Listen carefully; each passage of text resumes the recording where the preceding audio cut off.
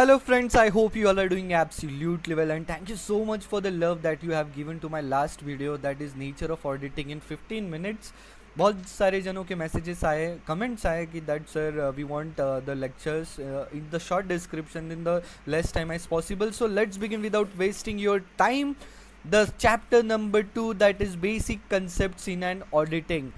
तो उसमें से सबसे पहला कंसेप्ट है ऑडिटर्स इंडिपेंडेंस. आपने सीखा होगा कि ऑडिटर को कैसे रहना है, इंडिपेंडेंट रहना है.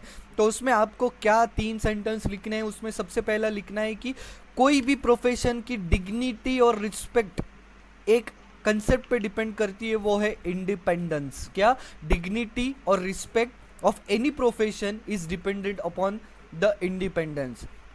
इंडिपेंडेंस मतलब क्या? इंडिपेंडेंस मतलब that the judgment of the person is not subordinate. This word is very this word is very important that you have to write in the exam, that the judgment of person is not subordinate to the wishes or direction of any other person who might have engaged him or to his own self interest.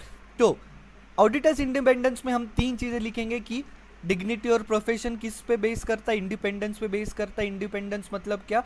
The judgement जो है person का वो subordinate नहीं है किसी के wish पे या किसी के डायरेक्शन पे जिस पर्सन ने उसे एंगेज किया है या वो सेल्फ इंटरेस्ट में उधर काम कर रहा है. ये था ऑडिटर्स इंडिपेंडेंस. उसके बाद हम देखेंगे fundamental principles of auditing.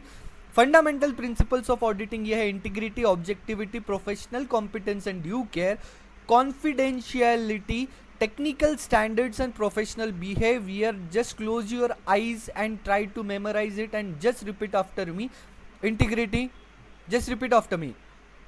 Objectivity, professional competence and due care, confidentiality, professional behavior, technical standard. These are the fundamental principles of auditing. ये क्वेश्चन आ सकता है. उसके बाद हम सीखेंगे true and fair use. Sir आप हर एक इसमें बोल रहे हो true and fair opinion express करना चाहिए कोई भी ऑडिटर ने. सर ये ट्रू एंड फेयर व्यू होता क्या है? The true and fair view in the auditor's report. Auditors report में ट्रू एंड फेयर व्यू ये बताता है कि ऑडिटर को एक ओपिनियन एक्सप्रेस करना है स्टेट ऑफ अफेयर्स पे and the results of the entity as ascertained by him during the course of audit are truly and fairly represented in the accounts under audit. मतलब जो opinion form कर रहा है state of affairs पे company के and जो results उसने ascertain किए हैं during the course of audit वो ट्रूली एंड फेयरली रिप्रेजेंट किए गए हैं अकाउंट्स में अंडर ऑडिट. तो मैं इसे इंग्लिश में आपको एग्जाम में क्या लिखना है ये पढ़ता हूँ. The phrase true and fair view in the auditor's report signifies that the auditor is required to express his opinion as to whether the state of affairs and the results ascertained by him in the course of audit are truly and fairly represented in the accounts under audit. ठीक है, ये आपको समझ में आया होगा. उसके बाद हम पढ़ेंगे अकाउंटिंग पॉलिसीज, जो हम बचपन से पढ़ते आ रहे हैं, 12th से पढ़ते आ रहे हैं. अकाउंटिंग पॉलिसीज मतलब क्या? Accounting principles and methods of applying those principles. Okay, क्या है? Accounting principles and methods of applying those principles adopted by the enterprise in the preparation and presentation of financial statement. जो financial statements prepare करने में accounting principles and जो accounting principles को apply करने में जो methods यूज़ किए हैं उसे हम बोलेंगे accounting policies. उसके बाद हम पढ़ेंगे accounting assumptions क्या होते हैं. fundamental accounting assumptions 3 होते हैं, that is going concern, consistency and accrual. repeat after me, going concern, consistency and accrual. और ये 3 चीज़ें जो होती है वो जनरली अज्यूम किया जाता है और वो स्पेसिफिकली स्टेट नहीं किया जाता फाइनेंशियल स्टेटमेंट में. हम मान के चलते यार ये जो ऑर्गेनाइजेशन है वो गोइंग कंसर्न बेसिस पे अकाउंटिंग फॉलो कर रहा है, consistently accounting policies and accounting principles follow कर रहे हैं एंड एक्रूअल बेसिस पे ये प्रिंसिपल्स वो फॉलो कर रहे हैं. अब हम सीखने जा रहे हैं ऑडिट प्रोसीजर्स के बारे में. ऑडिट प्रोसीजर्स में 2 तरह के प्रोसीजर्स होते हैं. एक रिस्क असेसमेंट प्रोसीजर्स एंड एक होता है अदर प्रोसीजर्स. अदर प्रोसीजर्स में 2 तरह के प्रोसीजर्स रहते हैं, एक टेस्ट ऑफ कंट्रोल्स एंड एक होता है सब्सटेंटिव प्रोसीजर्स. ठीक है, मैं वापस एक बार, ऑडिट प्रोसीजर्स में 2 प्रोसीजर्स होते हैं, एक risk assessment procedures and other procedures. Other procedures में test of controls and substantive procedures. Substantive procedures में अगेन दो तरीके के मतलब प्रोसीजर्स रहते हैं, टेस्ट ऑफ डिटेल्स, एक होता है एनालिटिकल प्रोसीजर्स, और टेस्ट ऑफ डिटेल्स में अगेन दो तरह के कंट्रोल मतलब प्रोसीजर्स रहते हैं, test of transactions and test of balances, that is vouching and verification. ठीक है सर, अब अगर हम इतने होशियार होते हैं तो आपके चैनल पे आते ही नहीं, हमको प्लीज़ थोड़ा डिटेल में समझाओ कि ये होता क्या है। यार मैं समज सकता हूँ, ये बहुत थोड़ा किचकट आहे मराठीमध्ये मी म्हणता येईल असं, तर मी त्याला तुम्हाला एकदम ईजी लैंग्वेज में मैं आपको समझाने की कोशिश करता हूँ कि रिस्क असेसमेंट प्रोसीजर क्या होता है। रिस्क असेसमेंट प्रोसीजर मतलब कि जो प्रोसीजर हम एंटिटी एंड उसके इन्वायरमेंट को अंडरस्टैंड करने में यूज़ करते हैं, including it's internal control, okay, उसे हम क्या बोलेंगे, risk assessment procedures. Risk assessment procedures मतलब क्या कि उसको risk at material misstatement, eight the assertion level and at the financial level, इसे ढूंढने में हम यूज़ करेंगे रिस्क असेसमेंट प्रोसीजर्स। उसमें क्या क्या आता है, इंक्वायरी ऑफ मैनेजमेंट करेंगे, एनालिटिकल प्रोसीजर्स इसमें भी आता है, उसके बाद ऑब्जर्वेशन एंड इंस्पेक्शन। ठीक है, सब्सटेंटिव प्रोसीजर में एनालिटिकल प्रोसीजर है वो अलग है, रिस्क असेसमेंट प्रोसीजर में जो एनालिटिकल प्रोसीजर है वो अलग है। एनालिटिकल प्रोसीजर इधर हम मैनेजमेंट को समझने में या उसके एंटिटी को समझने में या उसके इन्वायरमेंट को समझने में जो हम यूज़ करेंगे उसे बोलेंगे रिस्क असेसमेंट प्रोसीजर। इसे मैं शॉर्ट में बोलूँगा कि रिस्क असेसमेंट प्रोसीजर क्या है, हम वो एंटिटी को समझ रहे हैं या उसके इन्वायरमेंट को समझ रहे हैं at the assertion and at the financial statement level, उसे बोलेंगे रिस्क असेसमेंट प्रोसीजर। उसमें क्या आता है, inquiry of management, analytical procedures, observation and inspection. उसके बाद अदर प्रोसीजर्स में टेस्ट ऑफ कंट्रोल्स क्या रहता है, टेस्ट ऑफ कंट्रोल्स मतलब इंटरनल कंट्रोल्स को हम जो टेस्ट करते हैं कि वो इफेक्टिव है या इफिशिएंट है, ये सब हम देखेंगे टेस्ट ऑफ कंट्रोल्स में। सब्सटेंटिव प्रोसीजर्स मतलब क्या, सब्सटेंटिव प्रोसीजर्स मतलब क्या, एक ऑडिट प्रोसीजर्स है जो टेस्ट करती है और ऐसी डिज़ाइन बनाती है जिससे हम अकाउंट बैलेंस को वेरीफाई कर सकते और जो स्पेसिफिक फाइनेंशियल स्टेटमेंट असर्शंस है जैसे एग्जिस्टेंस, वैल्यूएशन, टाइटल, ये सब जो है असर्शंस, उसे हम वेरीफाई कर सके। सब्सटेंटिव प्रोसीजर क्या है, ये टेस्ट है जो डिज़ाइन किए गए हैं वेरीफाई करने के लिए account balances and specific financial statement assertion. ठीक है, वो चेक करता है validity and correctness of accounting treatment transaction. Accounting जो ट्रीटमेंट किए गए हैं ट्रांजैक्शन के ऊपर, वो उसकी वैलिडिटी एंड करेक्टनेस चेक करता है। क्लासिफाइड जो सब्सटेंटिव प्रोसीजर जैसे मैंने आपको बोला वो दो हिस्सों में बांटा गया है, that is test of details and analytical procedures. ठीक है, जो सब्सटेंटिव प्रोसीजर है वो आपको क्या अश्योर करेगा, जो आपके एसेट्स एंड लाइबिलिटीज़ है वो एग्जिस्ट कर रहे हैं। एसेट जो आपके बैलेंस शीट में दिख रहे हैं वो आपके ओन है, मतलब आपके खुद के हैं। लाइबिलिटी है वो आपकी ऑब्लिगेशन है।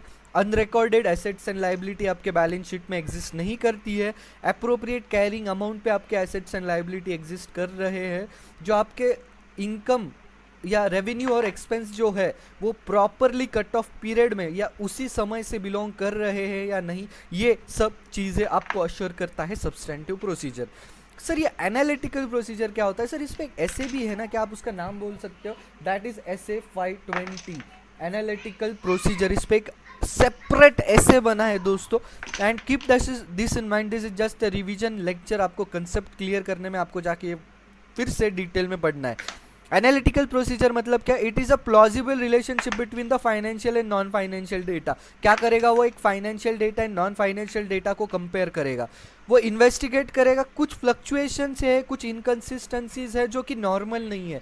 मतलब पिछले साल हम रेंट पे कर रहे थे 2000 रुपये, इस साल हम पे कर रहे हैं 8000 रुपये, ऐसा कैसे हो सकता है, ऐसा कैसे चलेगा दीदी, ये तो है फ्लक्चुएशन, ये है इनकन्सिस्टेंसी जो नॉर्मल नहीं है, जो हम करेंगे एनालिटिकल प्रोसीजर में। डिफर फ्रॉम एक्सपेक्टेड वैल्यू भी रहेगा तो भी हम क्या करेंगे, एनालिटिकल प्रोसीजर करेंगे। तो पर जो प्रोसीजर है, मेथड है, लेवल है, वो किस पे डिपेंड करता है, professional judgement of the auditor. ठीक है, एग्जांपल्स कुछ मैं लेना चाहूँ तो सेल्स है, अकाउंट रिसीवेबल, मतलब जितना सेल्स है उससे बहुत कम है अकाउंट रिसीवेबल। रिजल्ट जो आपके प्रॉफिट और लॉस आ रहे हैं वो बजटेड से बहुत ज़्यादा डिफर कर रहे हैं। ग्रॉस प्रॉफिट मार्जिन जो था वो बहुत ज़्यादा है या बहुत कम है, ये सब आपको अगर ध्यान में आया तो आप लगा सकते हो एनालिटिकल प्रोसीजर। ठीक है, आप एनालिटिकल प्रोसीजर कब यूज़ करोगे? जब आपको ऐसे लगेगा कि आपको रिलेवेंट और रिलायबल ऑडिट एविडेंस चाहिए, उसके बाद perform audit procedure at the end of the audit to assist the auditor to reach at the conclusion that the auditor is consistent with the understanding of the entity. Auditor को ऐसे लग रहा है कि हाँ वो उसको पूरी एंटिटी समझ में आ चुकी है, उसके फाइनेंशियल स्टेटमेंट्स अच्छे से बनाए गए हैं या नहीं, उसको वो एक फाइनल कंक्लूजन देता है analytical procedure. Test of details में जो है test of transactions and test of account balances, वो है सिंपल वाउचिंग एंड वो है वेरिफिकेशन। ठीक है, अब हम पढ़ने जा रहे हैं ऑडिट एविडेंस दैट इज ऐसे 500 के बारे में। ऑडिट एविडेंस इन शॉर्ट क्या होता है? जो ऑडिटर को हेल्प करता है कंक्लूजन पे आने के लिए, जिसके ऊपर ऑडिटर्स का ओपिनियन बेस होता है, जिसमें दो चीज़ें आती है, accounting information that is content in the financial statement and other information. मैं इसको थोड़ा इलॉबरेट करना चाहूँगा। ऑडिट एविडेंस में दो चीज़ें आती है, information content in the accounting records और जो वो इंफॉर्मेशन को ऑथेंटिकेट करे ऐसे अकाउंटिंग रिकॉर्ड्स, एंड ऑल्सो जो auditors rationale behind true and fair presentation of financial statement को सपोर्ट करे, उसे हम बोलेंगे ऑडिट एविडेंस। उसे मैं दोहराना चाहूँगा, audit evidence means information content in accounting records and other information that authenticates the accounting records and also supports the auditor's rationale behind true and fair presentation of financial statement. Audit evidence में क्या कैसा होना चाहिए? Sufficient होना चाहिए and appropriate होना चाहिए। Sufficiency मतलब sufficiency is the measure of quantity. Quantity मतलब सफिशिएंट अपने पास ऑडिट एविडेंस होना चाहिए, जो कि तीन चीज़ों के वजह से इफेक्ट होता है। एक होता है मटेरियलिटी, एक होता है रिस्क ऑफ मटेरियल मिसस्टेटमेंट, और एक होता है size and characteristics of population से sufficiency of audit evidence effect होता है। एक होता है अप्रोप्रिएटनेस। अप्रोप्रिएटनेस मतलब क्वालिटी ऑफ ऑडिट एविडेंस होना चाहिए, मतलब ऑडिट एविडेंस जो हम जमा कर रहे हैं वो क्वालिटी भी होना चाहिए, वो इररिलेवेंट नहीं होना चाहिए। मतलब अप्रोप्रिएट का मतलब क्या है? वो रेलेवेंट होना चाहिए एंड रिलायबल भी होना चाहिए, जो जिसके ऊपर वो ऑडिटर अपना ओपिनियन एक्सप्रेस कर पाए। ऑडिट एविडेंस में के एग्जांपल में देना चाहूँ तो written representation, consideration of specific items and external confirmation. Written representation मतलब मैं किसी मैनेजमेंट से मैं मांग रहा हूँ कि सर मुझे ये लिख के दीजिए, तो इसे हम बोलेंगे रिटर्न रिप्रेजेंटेशन। एक्सटर्नल कंफर्मेशन मतलब मैं डेटर्स या क्रेडिटर से लिख के ले रहा हूँ कि आपकी ये अकाउंट बैलेंसेस सही है या गलत है, तो इसे हम बोलेंगे एक्सटर्नल कंफर्मेशन। जो ऑडिट एविडेंस होता है वो it is a part of audit documentation and which is the property of the auditor. Audit documentation क्या? It is the property of the auditor, जिसमें ऑडिट डॉक्यूमेंटेशन में दो चीज़ें होता है, एक ऑडिट फाइल होता है, ऑडिट कंप्लीशन मेमोरेंडम होता है। ठीक है, audit procedures to obtain audit evidence. हमें कुछ प्रोसीजर्स सर ऐसे बताइए जिससे हम ऑडिट एविडेंस ले सकते हैं। चलो मेरे साथ रिपीट कीजिए। Inspection, observation, external confirmation, calculation, recalculation, reperformance, analytical procedures and inquiry. These are the part through which you can obtain the audit evidence. उसके बाद हम देखेंगे टाइप्स ऑफ ऑडिट एविडेंस। दो तरीके के एविडेंस होते हैं, depending upon the nature and depending upon the source. Depending upon the nature मतलब visual evidence, documentary evidence and oral evidence. It is depending upon the nature. Depending upon the source मतलब internal evidence and external audit evidence. ठीक है, reliability of the audit evidence increases when, जब audit evidence की reliability कब increase होगी? जब हम एक independent source से हम उसे लेंगे। related control जो है उस audit evidence से वो बहुत effective है। obtained directly by the auditor ने उसे directly मिलाया है, डॉक्यूमेंट्री फॉर्म में लिया है एंड ओरिजिनल डॉक्यूमेंट्स के फॉर्म में उसे लिया गया है। So thank you so much guys. अभी इधर हम कंप्लीट करते हैं हमारा topic number 2 also, that is basic concepts of auditing. अगर आपको ये वीडियो पसंद आया हो तो प्लीज़ लाइक करिए, शेयर करिए आपके दोस्तों के साथ and do comment. This is the motivation I am getting for making such videos. Keep smiling and keep loving. Bye bye.